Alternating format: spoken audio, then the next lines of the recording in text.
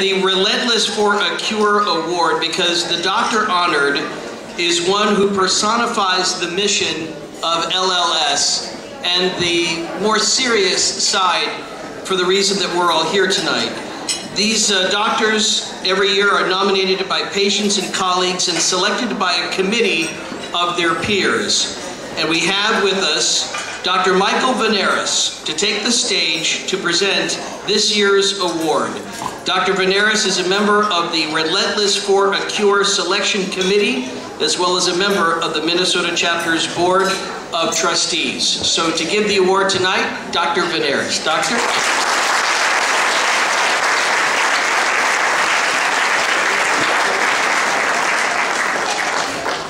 So the 2009 Relentless for a Cure Award will be presented to Dr. Gripe. This award is given to the outstanding medical professional in Minnesota whose research, diagnosis, and treatment has contributed to the improvement in the quality of life of patients and their families. It has also led to the advances in the field of blood and marrow diseases. Dr. Gripe's distinguished career began at the University of Alabama. He spent 2 years at the National Institutes of Health before coming to the Midwest and joining the staff at the Mayo Clinic. During that time, Dr. Gripe became courageous about what caused one's patient's myeloma cells to grow when another one would not. As a result, he and his team developed a BRDU plasma cell labeling index, which has become a very valuable tool for the diagnosis and the management of patients with myeloma. He and his team developed the Mayo Clinic's Myeloma Cell Bank, which is now one of the largest in the world. Physicians around the world use this cell bank as a resource to study the molecular markers, chromosomal abnormalities, and signaling pathways that cause myeloma cells to grow, to try and understand the differences between patients' diseases. During his 34 years at Mayo, Dr. Gripe has seen the face of myeloma change immensely. He remembers the old days when we were lucky to have 1 or 2 clinical trials open. Today there are more than 25 clinical trials for patients with myeloma or myeloma-like diseases here at the Mayo Clinic. Dr. Gripe is positive about the future of myeloma research and has a sense that a breakthrough may be imminent. As part of the committee that selected Dr. Gripe, I have to say that I'm a pediatrician and a pediatric bone marrow transplant doctor, so myeloma, which occurs in the 5th to 7th decade of life, is not something that I'm familiar with. However, when I received the listing of people who were nominated and looked at Dr. Gripe's resume, it was really quite impressive. He's clearly made inroads in this area, which is an incredibly hard disease to treat and to manage. He's published over 250 papers in major scientific journals, including Blood, Cancer Research, Leukemia, Cancer, Journal of Clinical Oncology, Cancer Cell, Lancet, and the New England Journal of Medicine. He's authored 28 book chapters. He was the head of hematology at the Mayo Clinic. He's had 35 international invited lectures, 46 visiting professorships where he's taught about myeloma, and currently he is either the principal investigator or the co-investigator of 15 grants from the National Institutes of Health and the National Cancer Institute.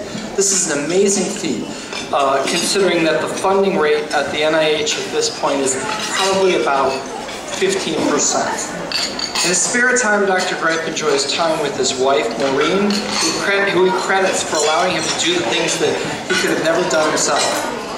A rower in high school, Dr. Gripe continues to give back to the sport, and he coaches a group of rowers in Rochester.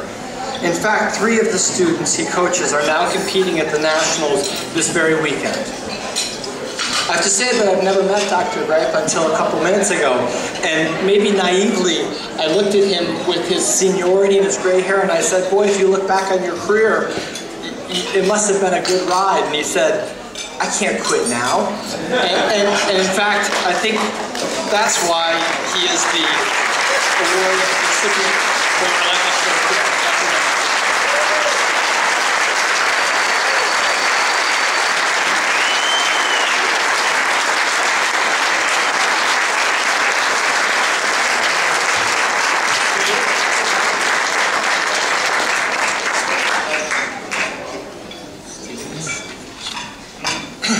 speechless.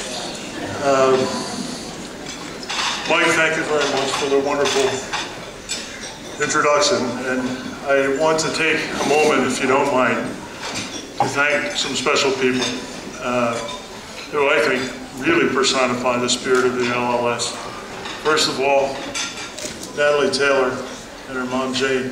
Natalie has volunteered as an advocate for the Leukemia and Lymphoma Society. She got me to a Light the Night talk over at Lake Phelan and a few years ago, and she's been relentless. Natalie, would you stand up with your mom? Thank you so much.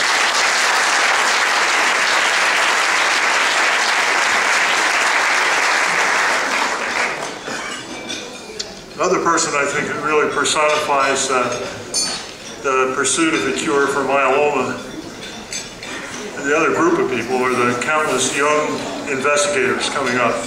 And I'm fortunate enough that one of them, who's working with me now, asked me, could he come when he found out I was getting this award, could he come to the dinner?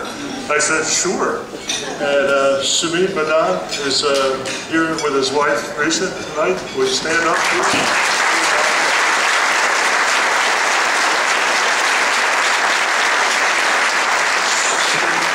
Sumit is a Kurtz Research Fellow in myeloma at Mayo, and we're hoping for wonderful things from his laboratory, working with many of my colleagues there.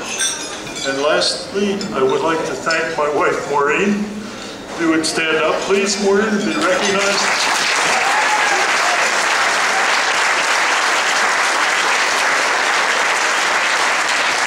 We have fundraisers for the rowing club. I always ask her to take a bow, too. We named the boat after her. I didn't know what else to do. Maybe we can name an award after you. This is a wonderful award. The comment you made about me probably not being willing to give up quite yet, I think is appropriate. I noticed that as I look in the mirror, my hair gets a little grayer. Part of the reason I'm regarded as a relentless spirit of cure is that I've been around so long and I'm still sticking with it. I could make a few more comments, but I think my time has come. I thank you very, very much for this honor, and I'll treasure it forever. Thank you.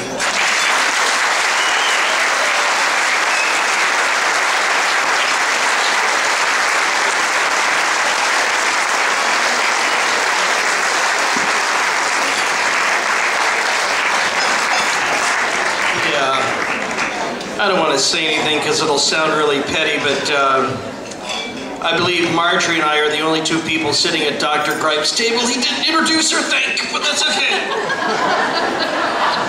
I knew I should have passed the salt. On behalf of the thousands of people challenged by blood cancers, we thank Dr. Gripe. And now it's time to find out who are the lucky raffle winners for tonight.